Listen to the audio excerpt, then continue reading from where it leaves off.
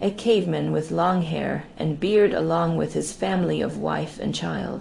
Dobro je sem što osjeti se da je to veštački glas. To je imitacija vašeg glasa, ali osjeća se da je veštački glas. Her body ice enveloped in an outline of an inner contour full of elegance. Da, ovdje je recimo bolji je da kažem omjer između zvučnog efekta i glasa.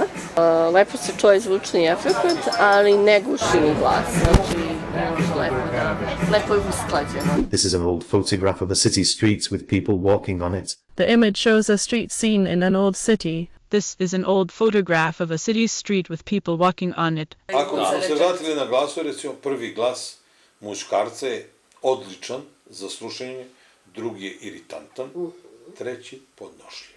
Sa moje tačke gleda. Radiodrame. I one su vam odličan primer kako bi moglo da se predstavi nešto, recimo, iz vašeg programa.